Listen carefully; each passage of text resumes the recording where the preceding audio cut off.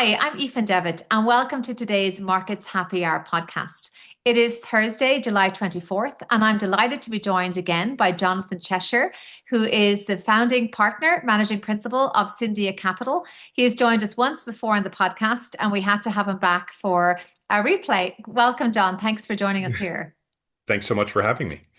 Well, as usual, I'm going to pull up the slides and we will kick off the discussion of markets this week. Well, I have called this week's podcast Tariffs, Transmission and Tall Tales. As it is the middle of the summer, we seem to have had quite a bit of distraction when it comes to news and flooding of the zone. We have also been dealing with tariffs as the deals get cranked out with the imposed August 1st deadline. And as those deals do get cranked out, we are looking at what exactly the effect on inflation is. And that really is something that we're likely to find out a lot more about in the weeks and months to come. So, as usual, this is Jon's profile here, managing principal of Sindia Capital, an investment advisory firm. He previously spent over a decade at Clearbrook Global Advisors, which is where we met as we were working on the same endowment investment committee. And he has a significant experience in working with institutional investors and families on their asset allocation. As usual, we're going to cycle through the 5 areas of inflation, interest rates, equity markets, geopolitics, and other asset classes. And importantly, look at the portfolio implications on your portfolio. Some of the topics we will cycle through, again, I mentioned definitely tariffs, a lot to discuss on that this week. We will talk on the Federal Reserve side, how the chairman remains under pressure. As we record, there is a tour of the Fed renovation going on, attended by the president as well as Secretary Scott Bessent. So that is clearly an ongoing discussion of whether they would like the chairman to remain in the role. We'll have a quick touch on Tesla as we talk about equity markets. And we're going to end with a discussion of the surprising return of meme stocks for the summer. So, John, kicking off inflation here, one of the big issues is whether tariffs do contribute to inflation. And this has been debated, as certainly all economists thought that that was the direction we were heading, that the inflation that was receding was about to be arrested by the tariff rollout. It seems it hasn't quite been as clearly linear as that we have seen inflation tick up with tariffs. What do you think of the relationship between the two? And is it a sort of bit of a lagging effect that we're seeing at the moment?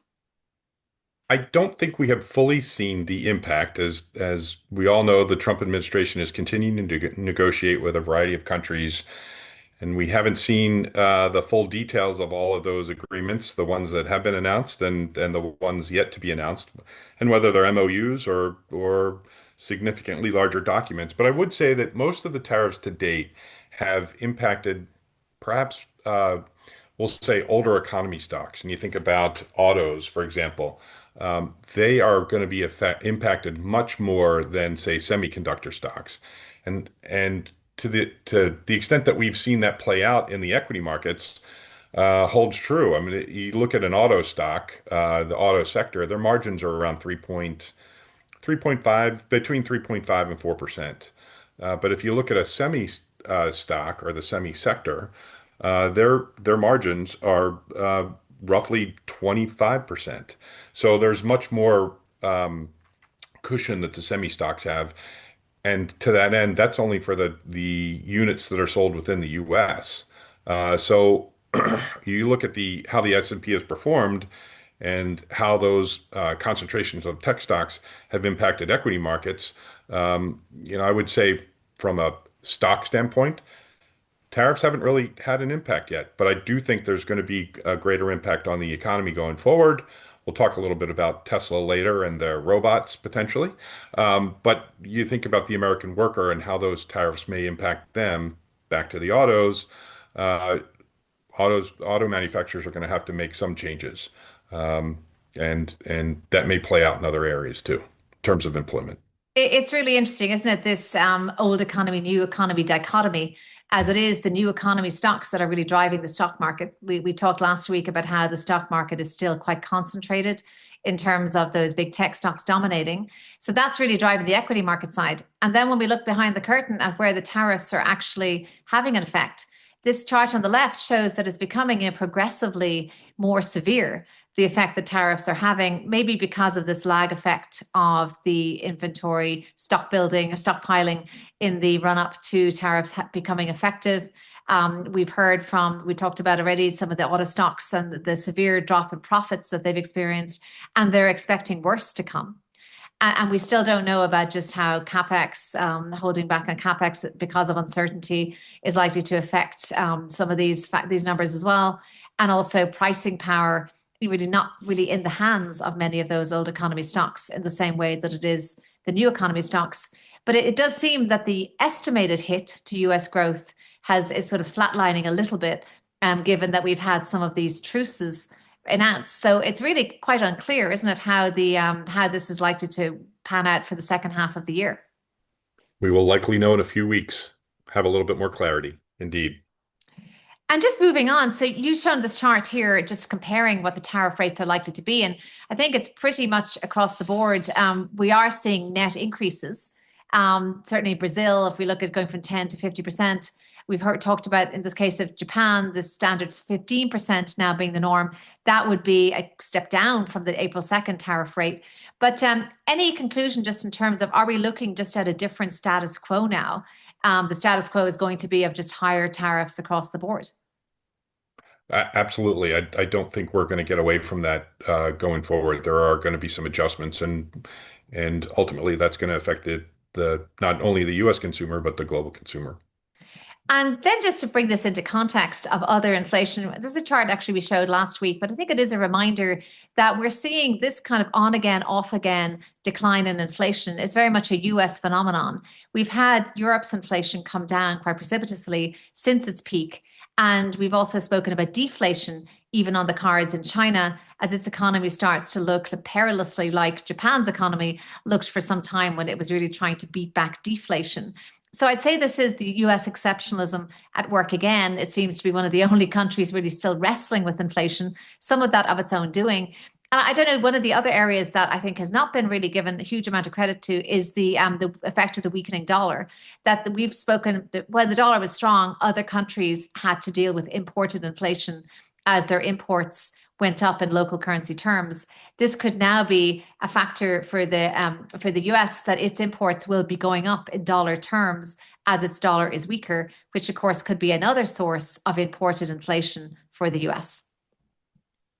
We're going to talk a little bit later about emerging markets, and the dollar has come into play for sure with respect to some of those returns. So yes, I mean I do think that's the decline has been unprecedented in recent times, and it's something that we should all be paying closer attention to.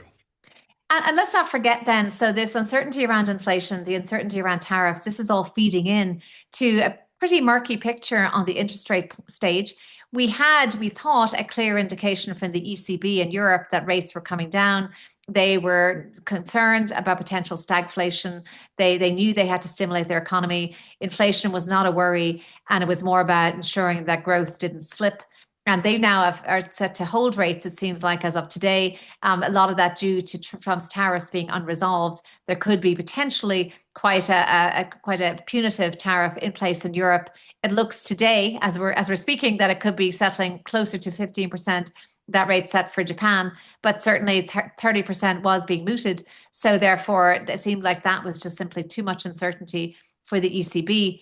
When we look at the US rate, despite all I think the back and forth around the chairman and whether will he stay or will he go, it seems that even a new successor wouldn't be able to do much about the interest rate, given the strength of the economy and the fact that this would be perhaps just adding fuel to the fire of an already somewhat hot economy to have a rate cut, certainly one to the 1% that the president has suggested is appropriate. This chart we have is an older one, which shows that basically rates do not look extreme at all in terms of the level that they're at. It would be a suggestion that they do not look extremely high, that's to say, and they going too low, 1% would arguably be too low. What's your sense as to interest rates and what the right level is at? And do you think that the Fed is way behind the curve by not reducing rates at this stage? I really do think that we need to wait to see how some of the tariff negotiations play out. But candidly, I think lower rates are a sign of a weaker economy, and our economy is doing quite well and has adjusted fairly well to the existing rates where they are now. Obviously, there's some exceptions with respect to housing and trying to spur that market, especially in the Northeast. But for the most part, the market has dictated that to some extent that we've been able to manage quite comfortably at these levels. And I do think that if you're looking at, as we get into discussions about the Fed, keep an eye on the 5-year inflation swaps and how they diverge from the existing rates. Seems to indicate, as they have, uh, that there's a political component of the Fed's independence that, the market isn't quite comfortable with. So uh, look for that to have some impacts going on the markets going forward too. And speaking of markets, we've heard on LinkedIn this week, I heard that there were new positions being created, including a chief vibe officer, which I was sure had got to have been some kind of a joke. But however, it is this. Let's call this our vibe check on markets for the summer as we stand at this point of the summer. I'd say we've spoken before about soft indicators, and it seems that we have now a bit of a decline in the trade uncertainty index as we would measure that. Certainly it was peak uncertainty around about Liberation Day, and then the immediate announcement of deals or at least stays in execution there. It seems to have suggested that uncertainty has now ebbed. And the headline there seems to be that tariff threats are a way of life now. We have normalized this trade uncertainty, something that did not exist at all before this current administration. So, quite an astonishing rate of normalization, I'd say there.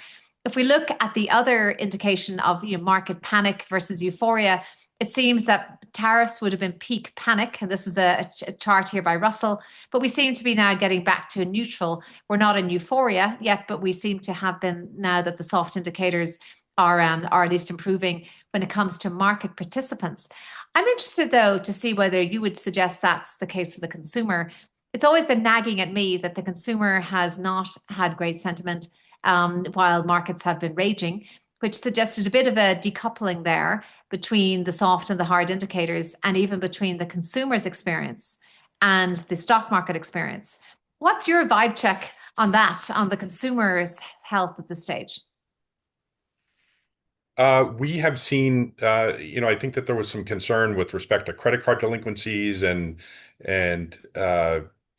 mortgage delinquencies, but we've seen some data come through this week that delinquencies in the credit card space have actually declined, and for the most part, mortgage delinquencies have even improved in certain states to some extent. So I think that the consumer continues to remain pretty healthy. I don't know if for those that are listening have traveled at all or have been to restaurants, but they are typically crowded. People continue to spend money? I do think though that the international tourism has waned a bit within the U.S. and we've seen some impacts there. But for the most part, markets are the consumer is relatively healthy. Um, I do want to make one point as we think about the ebbs and flows of the markets. The S&P continues to hit new highs, but if you look at smaller cap stocks, they haven't hit a new high in 925 days. It's quite interesting to see the disparity between large and small cap and the dominance of tech. We've heard so much about the concentration in those indices. And we'll get a little bit into that with retail versus institutional ownership later in this.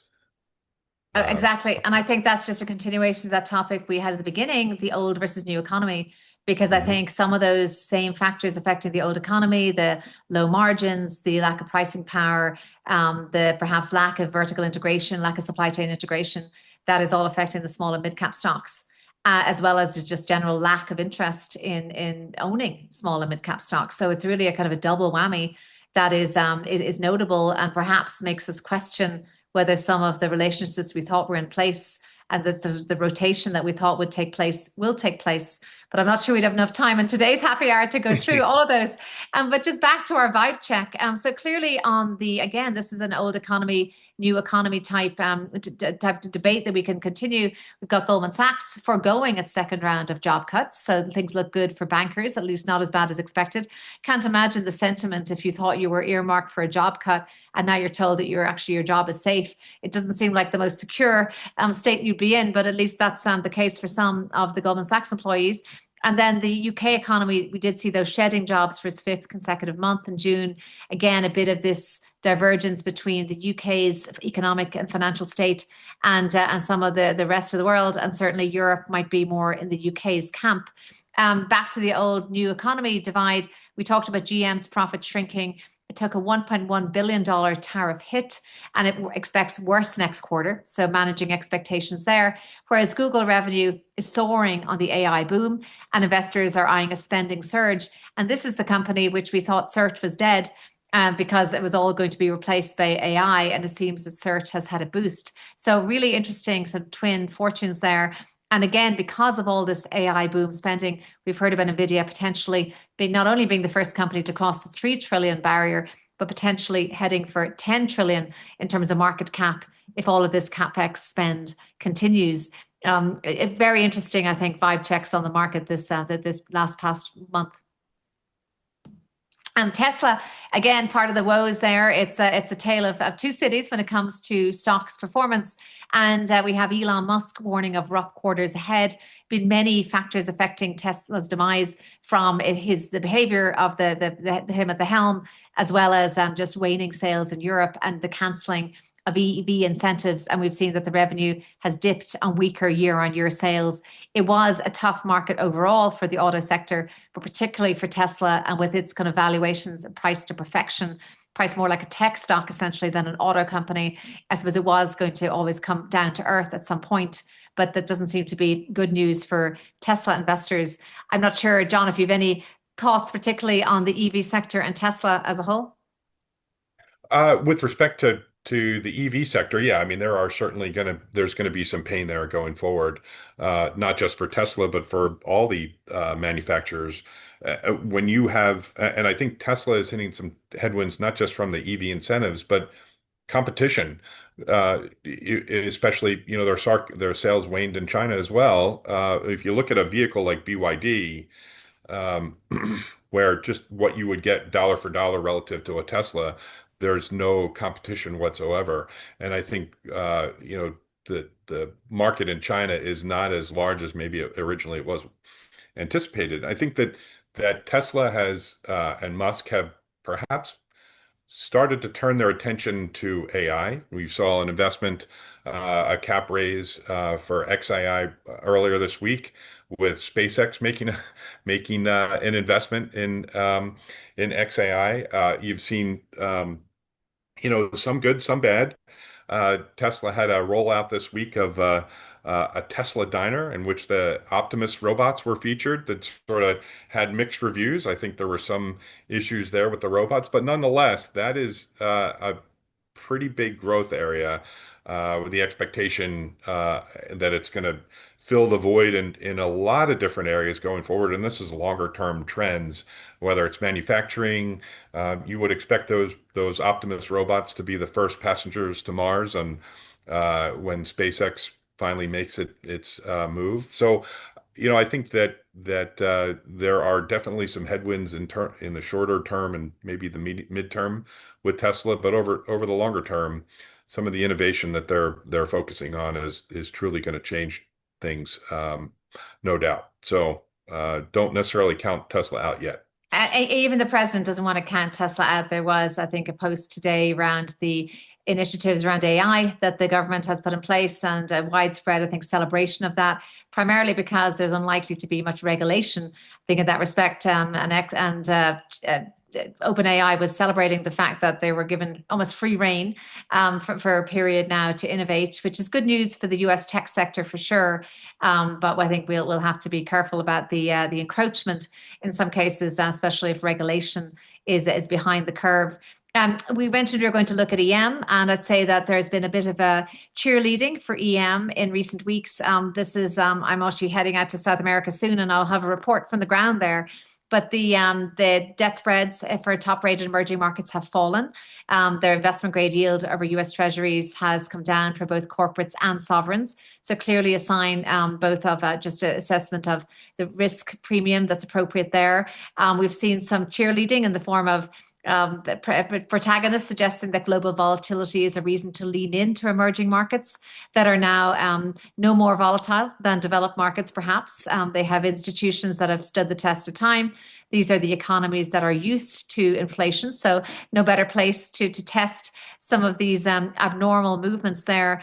But also that the borrowing premium has fallen to nearly the lowest since 2007. So essentially that there is a sense that perhaps not all EM should be tarred with the same brush, but even that there is a kind of a convergence of this both on the debt and the equity side.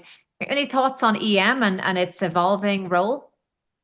We continue to have a smaller exposure. We participated in EM through mega cap and larger cap companies that have revenue streams in the emerging markets. I would say understanding, at least with respect to private credit and public credit in those markets, we're not doing any direct investment ourselves in that space. We're relying on managers. I think that there's not only do you have the currency and concerns and things to look out for, but also, it's important to have a deep understanding of the court system in case things don't always come to fruition. So would rely on, and I would advise to rely on an investment manager that has deep experience in that space. But from a macro level, I mean, I think that there's always opportunities, and there are some opportunities that are ripe to take advantage of at the moment in EM for sure.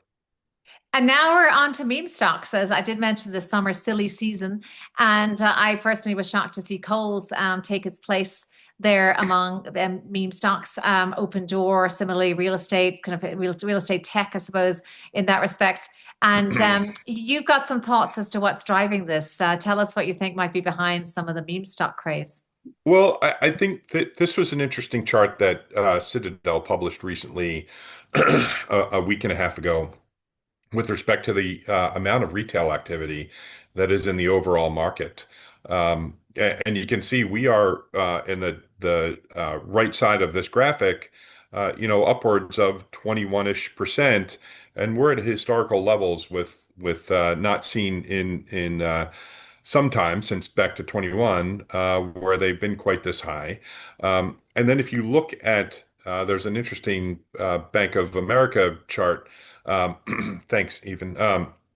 Just in terms of the amount of retail buying that's currently taking place, and this the narrative behind this chart, B of A notes that of the last 30 weeks at the time of this recording, last 32 weeks, 30 weeks of those have been retail buyers.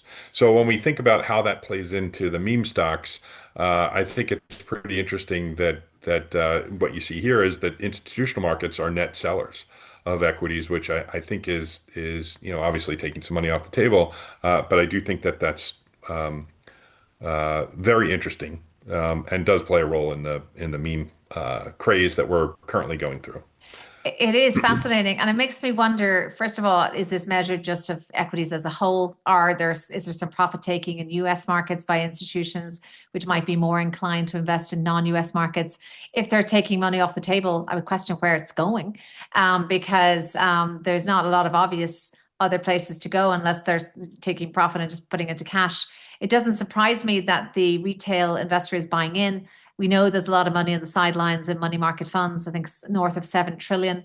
We've seen equally, I've experienced that retail investors have been less prone to try to time the market in terms of the last bout of volatility. They have seen, I think, that those spells of bottom fishing have been very short indeed. And if they were to try to get in and get out, they would probably miss the turn. So they've stayed the course and probably sat on the sidelines with their cash and try to re-enter or try to enter when they see that some of the uncertainty has passed. So that doesn't surprise me in terms of the retail, but I suppose it is interesting to think whether the institutional owner knows something that the retail owner does not. and where we go from here. So just the last question is on that: if money has been taken out of equity markets, where would you think the average institutional investor is putting that cash? We've seen a fair amount of growth within private credit. uh, the extensive new product offerings that are taking place there. We've seen a lot of growth in secondaries too. And while we don't necessarily have time for that today, we've seen exponential growth in that space as uh, university endowments in certain areas are put under pressure and need to raise cash. We've started to see some of those come to market, and funds are growing as a result to take advantage of some of those opportunities. Well, John, it's always great to spend happy hour with you. I think this was particularly a fun one, given where we ended on the extraordinary fate of meme stocks, and who knows what we'll be discussing as the summer rolls on. But I do think this old economy, new economy divergence in how the market is performing has really just ripped apart, I suppose, the playbook in terms of how traditional backdrops, whether it be high interest rates or unprecedented tariffs, how they take an effect. So we certainly live in interesting times. Thank you We so do much. indeed. Thank you for coming here and for sharing your insights. Thanks, Ethan. Have a great day.